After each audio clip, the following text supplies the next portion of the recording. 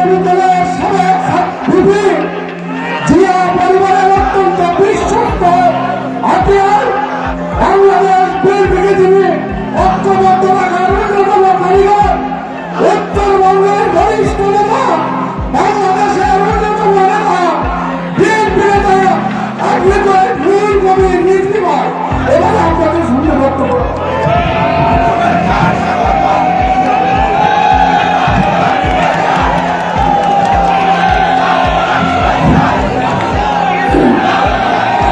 সভাপতি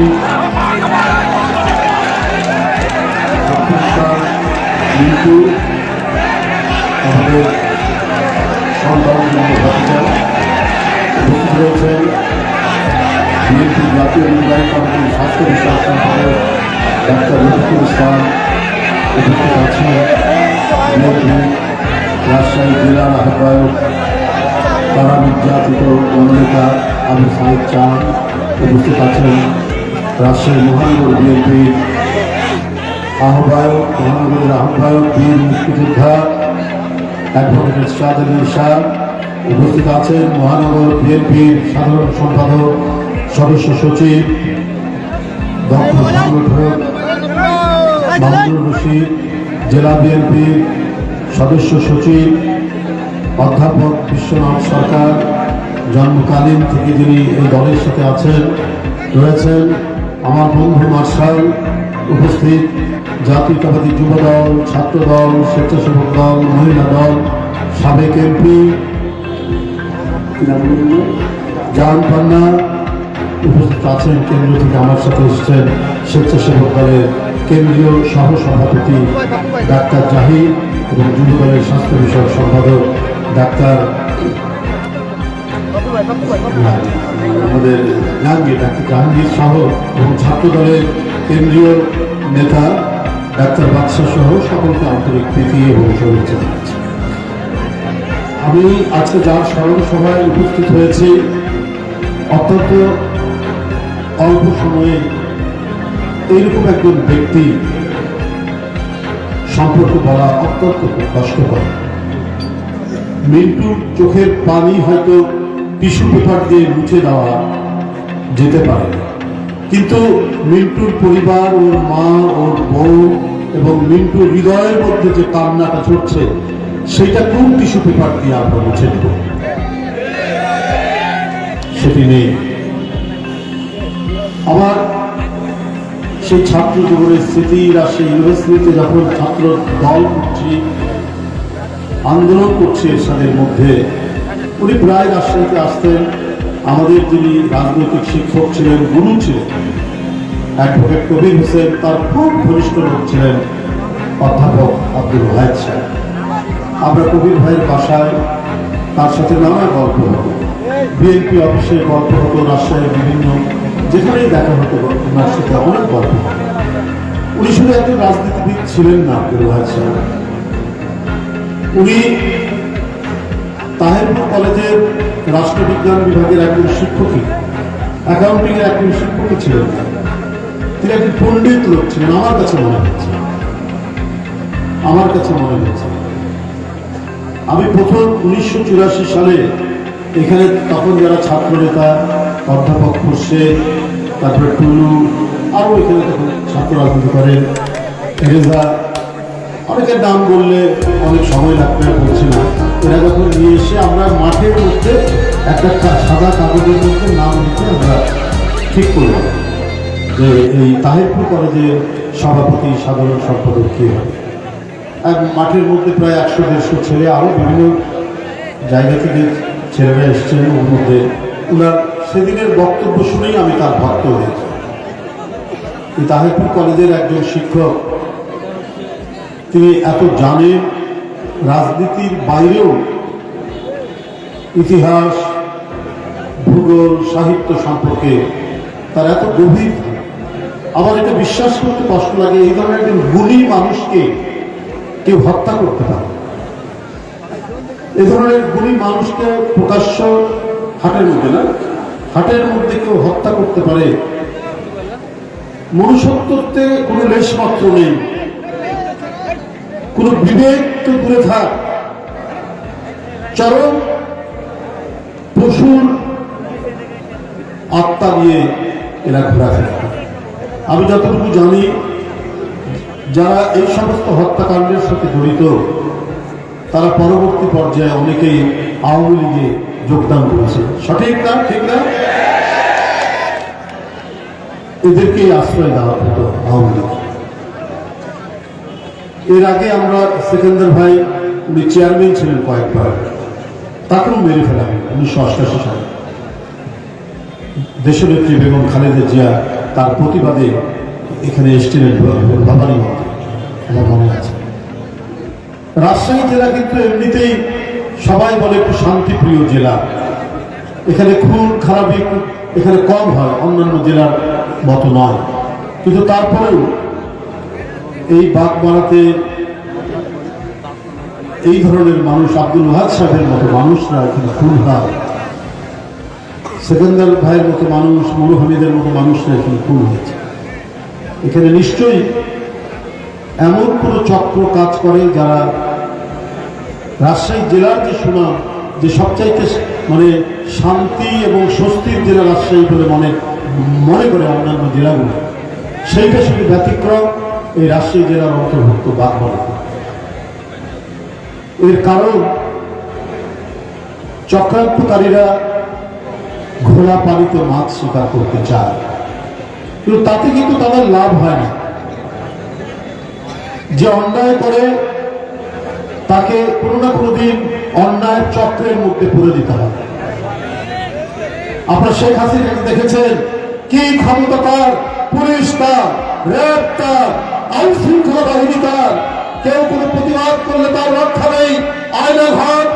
তারপরে তার পুলিশ, র্যাব সব দিয়ে আপনার মামলার পর মামলা, গ্রেপ্তারের পর গ্রেপ্তার, মাসের পর মাস কারাগারের মধ্যে রাখা হয়েছে। চার ভাই একটি কথা বলেছে, 1-1.5 বছর তাকে কারাগারের মধ্যে আটকে রেখেছে।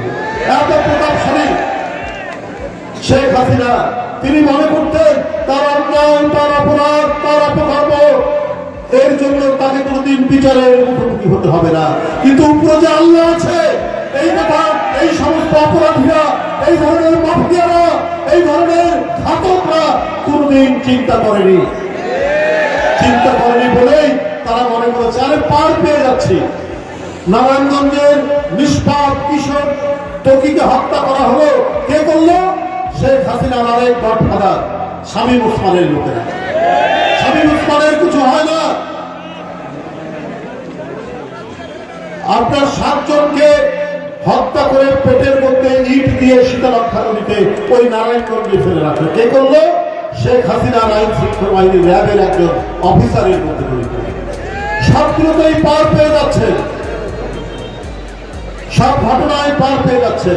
এদেশের সবচেয়ে জনপ্রিয় নেত্রী দেশনেত্রী বেগম খালেদা জিয়ার নামে মিথ্যা মামলা দিয়ে আদালতকে হাতের মুঠোর মধ্যে নিয়ে তিনি একের পর এক মামলা দিয়ে তাকে কারাগারে আটকে রাখলেন।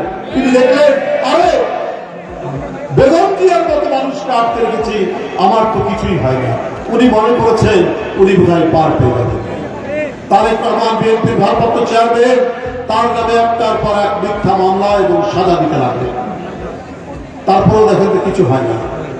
আন্দোলন বিএনপি করে, আন্দোলনকে দমানোর জন্য তিনি ফ্রি লাইসেন্স দিয়ে দিলেন পুলিশকে। পুলিশের এক একজন কর্মকর্তার কথা শুনলে মনে হতো এটা বাংলাদেশে বাস করছি না, আমরা কোন নরকের মধ্যে বাস করছি, কোন দোজখের মধ্যে আমরা বাস করছি। পুলিশের বেঞ্জি আইজি উনি পুলিশ সদস্যদেরকে উদ্দেশ্য করে বলতেন, কোন আন্দোলন শুরু হলেই যে আন্দোলন দমন করতে হবে, আর তোমাদেরকে যে গুলি দেওয়া হয়েছে ওটা কি পকেটে রাখার জন্য? এই কথা উনি বলেছেন। আরো তার অনেক কর্মকর্তারা কি দম্ভ, কি স্পর্ধা, এই দিয়ে তারা বিএনপির আন্দোলনকে দমনের চেষ্টা করেছেন। গুম, করেছেন গুপ্ত হত্যা, করেছেন ট্রান্সফার। আজকে জমির লাশ পড়ে আছে তার বাসার সামনে, সেখানে তাকে সমাহিত করা হয়েছে। আজকে ইলিয়াস আলী চৌধুরী আলম, হুমায়ুন কবির পারভেজ, আজকে সাইফুল ইসলাম হিরু, যারা সংসদ সদস্য ছিলেন, যারা নির্বাচিত প্রতিনিধি ছিলেন, তাদেরকে গুম করে দেওয়া হয়েছে, অদৃশ্য করে দেওয়া হয়েছে। কোথায় তারা? হয়তো কোনো আইনা ধারের করতে তাদেরকে দিন যাপন করতে হয়েছে। তারপরে দিনের পর দিন, রাতের পর রাত তাদের উপর অকথ্য অত্যাচার করে তাদেরকে মেরে ফেলে হয়তো শীতলক্ষা নদীর ধারে, হয়তো পদ্মা নদীর পারে, অথবা কোনো মেঘনা নদীর ধারে তাদেরকে পুঁতে দেওয়া হয়েছে। তাদের হদিশ আর কেউ জানে না, তাদের হদিশ কেউ পায়নি। শেখ হাসিনা মনে করেছেন, আরে আমার বিরুদ্ধে কথা বলবে, যে সমালোচনা করবে, তাকে আমি এইভাবে সাজা দেব, আমার কিছুই হবে না, কিছুই হতে পারে না। জনগণ তার নাম দিয়েছিল মাফিয়া শেখ হাসিনা। এটা কি মিথ্যে কথা ছিল? মিথ্যে কথা তো ছিল না। বন্ধুরা আমার, গুম, গুপ্ত হত্যা, ক্রস ফায়ার, রাজনৈতিক দল, বিরোধী দল এরা যাতে কোমর সোজা করে উঠে না দাঁড়াতে পারে, এই কারণে যত রকমের পদ্ধতি আছে তিনি ব্যবহার করতেন। কারণ এইটাই, তিনি মনে করতেন জনগণের সম্পত্তি, জনগণের টাকা, এইটা তার ব্যক্তিগত টাকা, এই টাকা তার ছেলে জয়ের, এই টাকা তার মেয়ে পুতুলের, এই টাকা তার ভাগ্নি টিউলিপের, এটা মনে করতেন তিনি। তাই তার সময় 28 লক্ষ কোটি টাকা বাংলাদেশ থেকে পাচার হয়ে গেল। আমরা কি শুনলাম, তার বিশ্বস্ত একজন ব্যবসায়ী, তার ভাগ্নি ইংল্যান্ডের পার্লামেন্টের এমপি, তাকে গিফট দেওয়া হয়েছে ইংল্যান্ডেরই লন্ডনের একটি অভিজাত এলাকায়। শুধু তাই নয়, তার যে ছোট বউ অবন্তী নাকি নাম, তাকেও দেওয়া হয়েছে। কিন্তু সব জায়গায় তো পার পাওয়া যায় না। এখন বিষয়গুলি ধরা পড়ছে। আপনার মন্ত্রিত্ব চলে গেছে, এমপিত্ব যাওয়ার পথে। শেখ হাসিনার ভাগ্নির নিজের দেশে লুট করা যায়, নিজের দেশে আদালত, আইন সবকিছুকে হাতের মুঠোয় রাখা যায়, কিন্তু অন্য দেশে তো সেটা পারা যায় না, সেটা সম্ভব হয়নি। আপনি শেখ হাসিনা, আপনি প্রধানমন্ত্রী থাকলেন, আপনার ঢাকায় বাড়ি আছে সুদা শপথ, আপনার রাজনীতির যে নিয়ম, সেই নিয়ম অনুযায়ী আপনার বাড়ি যদি ঢাকায় থাকে, কোন জায়গায় কোন এলাকায় আপনি আর কোন সরকারি প্লট পাবেন না। কিন্তু আপনি সরকারি প্লট দিলেন কত? 60 কাঠা আপনি পূর্বাচলে প্লট দিলেন। আপনি প্রধানমন্ত্রী, আপনি আইনের রক্ষক, আপনি আইনকে কি বলে যে আপনি সোজা পথে চালাবেন, আইনকে রক্ষা করবেন, আর আপনি একটার পর একটা আইন ভেঙে আপনি চলছেন। 60 কাঠা প্লট তার নামে, আপনার ছেলের নামে, আপনার মেয়ের নামে, আপনার ভাগ্নির নামে, আপনার ভাগ্না ববির নামে। এই ছিল বাংলাদেশ। আরে হিটলাররা ফ্যাসিস্ট নাৎসি ছিল, কিন্তু হিটলাররা দেশের টাকা পাচার করেনি, নিজের আত্মীয় স্বজনের নামে প্লট করেনি, নতুন নতুন বাড়ি ঘর তৈরি করেনি, বোনের নামে আর নিজের ছেলে মেয়ের নামে সম্পত্তি করেনি। আপনি সেইটা করেছেন। আপনি আশ্চর্য হয়ে যাবেন আমি যে কথাটা বলছি। শুধু তাই নয়, উনি যে কাজটি করেছেন সেটি আরো ভয়াবহ। কারণ সেই শেখ হাসিনা বাংলাদেশ টিকে থাকুক এটা উনি চাইতেন না। এখানে যুব সমাজ মেরুদণ্ড সোজা করে দাঁড়াবে এটা তিনি চাইতেন না। গণমাধ্যমে কদিন আগে প্রকাশিত হয়েছে আওয়ামী লীগের এক নেতা বডি, সেই বডি সবাই জানে মাদকের সে চোরাচালানি করে। সেই বডি কক্সবাজার 4 আসনের এমপি, সেই ইয়াবা নিয়ে আসত। সেই ইয়াবার সাথে তাকে সহায়তা, তাকে প্রোটেকশন দিত আওয়ামী লীগের সাধারণ সম্পাদক ওবায়দুল কাদের এবং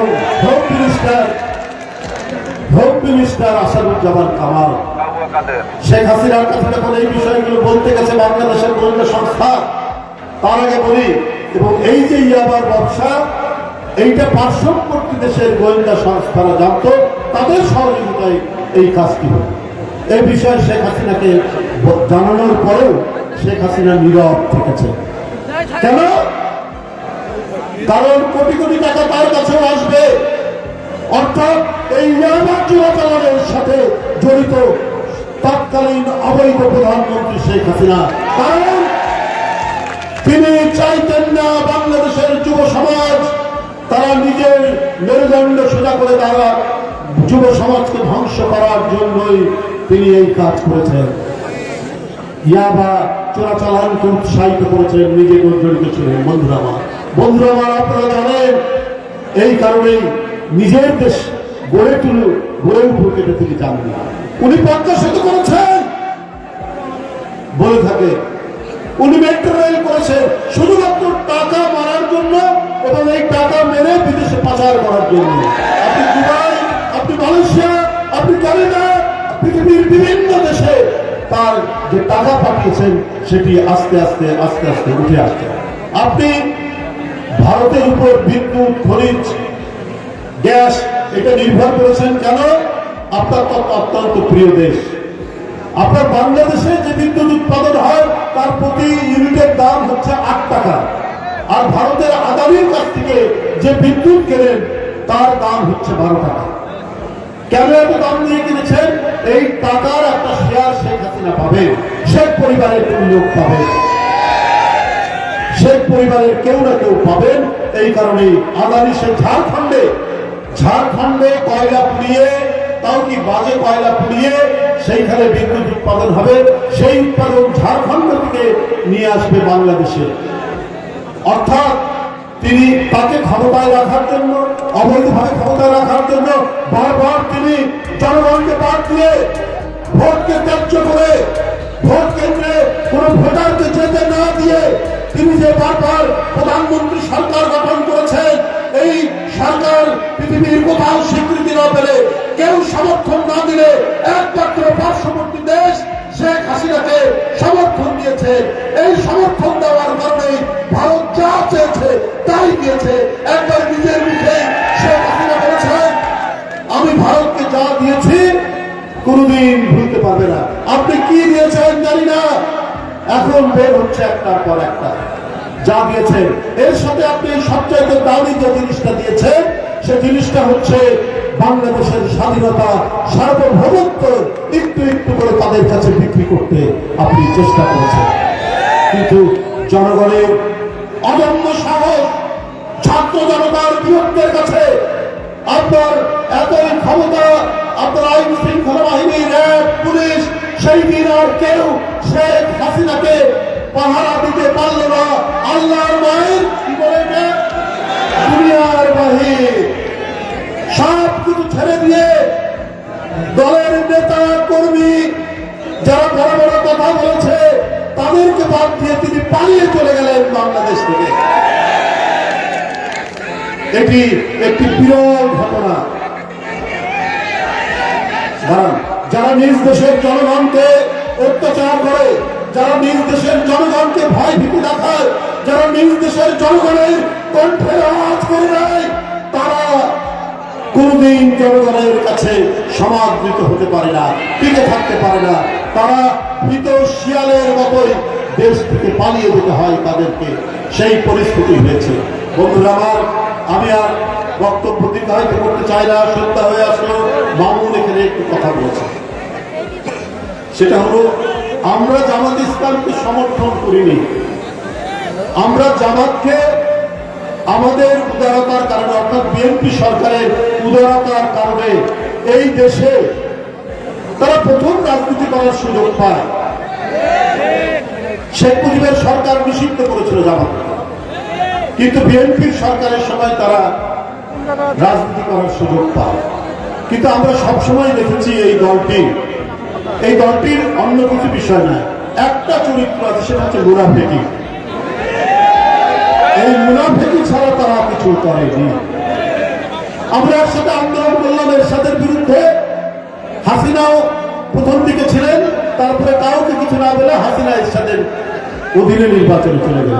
বেগম জিয়া বলেছিলেন, শেখ হাসিনা বলেছিলেন এরশাদের অধীনে যারা যাবে, বেগম জিয়া বলেছেন এরশাদের অধীনে যাবো না আমরা নির্বাচনে, আর হাসিনা 1 লাখ দিয়ে বলেছিলেন যারা যাবে তারা জাতীয় না। 24 ঘন্টার মধ্যে গিয়েছিল, জামাতে চলে গিয়েছে। এই যে ছাত্র জনতার এই আন্দোলন, এই রক্তধারা আন্দোলন, ওইদিকে বেগম রোকেয়া বিশ্ববিদ্যালয়ের আবু সাইদ সে বুক চিটিয়ে বুলেট বরণ করে নিয়ে আমাদের আন্দোলনের ইতিহাসে যে জয় পতাকা উড্ডীন করেছিল আকাশে, তারই অনুপ্রেরণায় ঢাকায় দেখেছি মুখ ধুতে আমরা একের পর এক ওই শিশু বাচ্চারা নিজের আত্মদানের মধ্যে দিয়ে শেখ হাসিনার মতো এক ভয়ঙ্কর নৃশংস একজন দানবকে বাংলাদেশ থেকে যখন বিতাড়িত করালো, এই সাহসী বীররা তার কয়েকদিন পর যাবার বলে বসলো আমরা আওয়ামী লীগের সবকিছু মাফ করে দিব।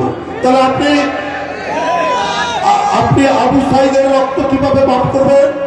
আপনি মুগ্ধের রক্ত কিভাবে মাফ করবেন? আপনি আহনাফের রক্ত কিভাবে মাফ করবেন? আপনি বলে দিলেন যে ভারত এক ভয়ঙ্কর উদ্দেশ্য নিয়ে বাংলাদেশকে করায়ত্ত করার জন্য হাসিনাকে সমর্থন করে গেছে, এখনো করছে। যে ভারত তাকে আশ্রয় দিয়েছে দিক, কিন্তু শেখ হাসিনা যে মাঝে মাঝে বক্তব্য রাখছে দিতে পারে? শেখ হাসিনার পাসপোর্ট নেই, তার ভিসা নেই, ভিসাহীন একটি ব্যক্তি অপরাধী। সেই অপরাধী ব্যক্তি কি করে বাংলাদেশের বিরুদ্ধে ভারত থেকে কথা বলতে পারে? অথচ ভারত তাকে সেই প্রশ্রয় দিচ্ছে। এখন ভারতের যদি কোনো ক্রিমিনাল বাংলাদেশ আশ্রয় দেয় আর এইখান থেকে ভারতের বিরুদ্ধে কোন কর্মকাণ্ড করে, ভারত কি তখন ছেড়ে কথা বলবে? এই যে দাউদ ইব্রাহিম যে সমস্ত সন্ত্রাসী ভারতের বোম্বে, তাদের সাথে পাকিস্তানের যোগাযোগ আছে বলে এখনো পর্যন্ত প্রতিদিন পাকিস্তানকে অভিযোগ করে, পাকিস্তানের বিরুদ্ধে তারা নানা কথা বলে। আজকে যদি তাই হয় তাহলে আজকে কেন শেখ হাসিনা এখান থেকে উস্কানি দিচ্ছেন? এইখানে বৈষম্য বিরোধী ছাত্র জনতার উপর তারা আক্রমণ করছেন, বিভিন্ন জায়গায় তারা আক্রমণ করিয়েছেন। গোপালগঞ্জে আওয়ামী লীগের লোকরা আক্রমণ করে স্বেচ্ছাসেবক দলের একজনকে হত্যা করেছেন। তাহলে এই ধরনের একজন অপরাধী যে শিশুর রক্ত খেয়েছে, যে তরুণের রক্ত খেয়েছে, যে নারীর রক্ত খেয়েছে, যে দেশের জনগণের রক্ত কুড়ে করে খেয়েছে, আপনি তাদেরকে আশ্রয় দিবেন? আর সেই ভারত যদি জামাতের কাছে অত্যন্ত প্রিয় হয়ে যায় তাহলে বন্ধুরা আমার এটা অত্যন্ত দুর্ভাগ্যজনক, এটা অত্যন্ত দুঃখজনক।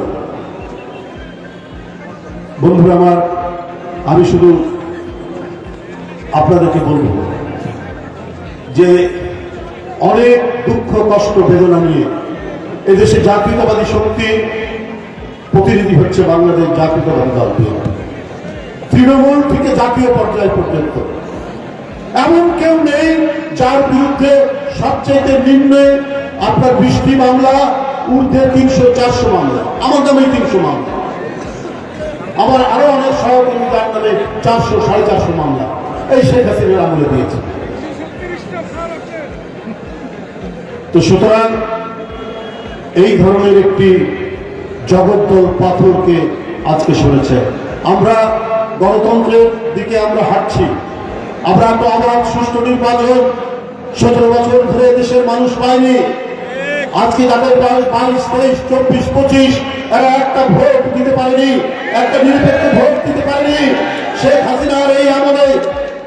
তো সুতরাং আমরা যদি একটা অবাধ সুস্থ ইনক্লুসিভ নির্বাচন অনুষ্ঠানের মধ্যে দিয়ে আজকে আমাদের জাতীয় গণতন্ত্র, রাষ্ট্রীয় গণতন্ত্র এবং সমাজে গণতান্ত্রিক চর্চা এবং অনুশীলন যদি আমরা নিশ্চিত করতে পারি তাহলে সেইটা হবে ছাত্র জনতার, তাদের যে আত্মহুতি, তাদের যে রক্ত ঝরেছে সেটার কিছুটা মূল্যায়ন হয়, সেইটা কিছুটা নিশ্চিত হবে। গণতন্ত্রের প্রথম শর্ত হচ্ছে যে আমরা প্রাণ খুলে কথা বলবো, নির্ভয়ে কথা বলবো। আমরা পেছন থেকে কোনো গোয়েন্দা পুলিশ অথবা কোনো আইন শৃঙ্খলার বাহিনী আমাদেরকে গ্রেপ্তার করবে না। এইটি যেমন, আরেকটি হচ্ছে আমরা আমাদের পছন্দসই ব্যক্তিকে আমরা ভোট দিব। এই ভোটের নিশ্চয়তা আমাদের দিতে হবে, যেটা 17 বছর মানুষ পায়নি। বন্ধুরা আমার, আপনাদের আমি আবারও সবাইকে ধন্যবাদ জানাচ্ছি। আগামী দিনে আমাদেরকে এগিয়ে যেতে হবে, নিজের পায়ে আমরা দাঁড়াবো। আমরা স্বাবলম্বী এই দেশ, এই স্বাবলম্বী এই দেশকে স্বাবলম্বী করে গেছে শহীদ রাষ্ট্রপতি জিয়াউর রহমান, করে গেছেন দেশনেত্রী বেগম খালেদা জিয়া। আপনারা জানেন যে সেই যে খাল কাটার বিপ্লব, সেই যে শিক্ষা বিপ্লব জিয়াউর রহমান সৃষ্টি করেছিলেন, তৈরি করেছিলেন, যার মাধ্যমে আজকে এদেশের মানুষ কমপক্ষে একবেলা দুই বেলা খেয়ে পড়ে পড়তে পারে। ৭৪-এর দুর্ভিক্ষের পদধ্বনি আর শোনা যায় না, ৭৪-এর পুনরাবৃত্তি শোনা যায় না। এই কারণেই যে জিয়াউর রহমান যে খাল কাটার কর্মসূচি করেছিলেন, খাদ্য উৎপাদন দ্বিগুণের যে কর্মসূচি করেছিলেন, সেই দিন থেকে এই দেশ নিজের পায়ে দাঁড়াচ্ছে। আমরা সেই সমস্ত অতীতের সোনালী দিনে ফিরতে চাই, আবার নতুন সোনালী দিন আনতে চাই। এই দেশ কারো তাবেদার হবে না, এই দেশ কারো গোলামি করবে না। আমরা আমাদের দেশ আমরা নিজেরাই পরিচালনা করব। কারো রক্তচক্ষু দেখে আমরা ভয় পাবো না। আমাদের দেশের মানুষ 18 কোটি মানুষ, এই 18 কোটি দেশের মানুষকে কেউ কখনো প্রতারিত করে রাখতে পারবে না। আমি আজকে যারা এই জনসমাবেশের আয়োজন করেছেন তাদের সকলকে আন্তরিক শুভেচ্ছা জানাচ্ছি। আমি অধ্যাপক আব্দুল ওয়াহাবের আত্মার মাগফিরাত কামনা করে আমি আমার বক্তব্য শেষ করছি। খোদা হাফেজ। বাংলাদেশ।